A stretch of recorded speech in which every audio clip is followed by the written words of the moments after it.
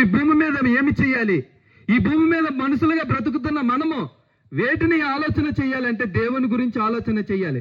సృష్టికర్త అయిన దేవుని గురించి ఆలోచన చేయాలి. ఆయన యందు విశ్వాసం ఉంచితే మనలో ఉన్న పాపాన్ని తీసివేసి ఆయనలో ఉన్న పరిశుద్ధతను మనకు అనుగ్రహిస్తాడండి. మనము ఆయన ఇచ్చిన పరిశుద్ధతను అనుగ్రహించిన మరోక్షణము చనిపోతే ఆయనున్న మహాలోకము పొందుకోగలం.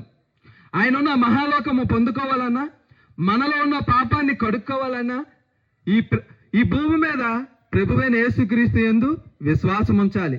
ప్రభువైన యేసుక్రీస్తునందు నమ్మిక ఉంచాలి. ఒక్కసారి ఆలోచన చేయండి. చెప్తున్న మాటలు మతాలు మార్చాలని కాదండి. ఉదాహరణకు ఒక మాట చెప్తానండి, ఒక్కసారి ఆలోచన చేయండి. మనకు ఒంటికి ఒక రోగము వస్తే ఆ రోగము ఎక్కడ పలానా దగ్గర తగ్గుతుందంటే ఆ పలానా దగ్గర తగ్గుతుందని చెప్పడము మత మార్చడమా? కాదండి. పలానా దగ్గర వైద్యము బాగుంటుంది అని చెప్పడము మతము మార్చడము కాదు, అక్కడ వైద్యము బాగుంటుందని చెప్పడము. అలాగే సృష్టికర్త అయిన దేవుడు ఈ లోకానికి వచ్చి మనుషులు చేసిన పాపాల కోసం ఆయన మరణించడని చెప్తున్నామండి.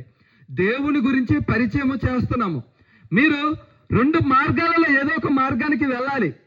ఒకటి పాతాళంలోనికైనా వెళ్ళిపోవాలి, ఆ నరకంలోనికైనా వెళ్ళిపోవాలి, లేకపోతే దేవుడున్న లోకానికైనా వెళ్ళాలి. దేవుడున్న లోకానికి వెళ్ళాలంటే ప్రభువైన యేసుక్రీస్తే దానికి మార్గము.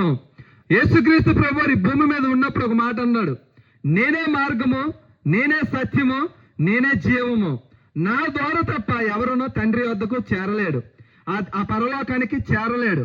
పరలోకానికి చేరాలంటే ప్రభువైన యేసుక్రీస్తు మార్గంలోనికి రావాలి.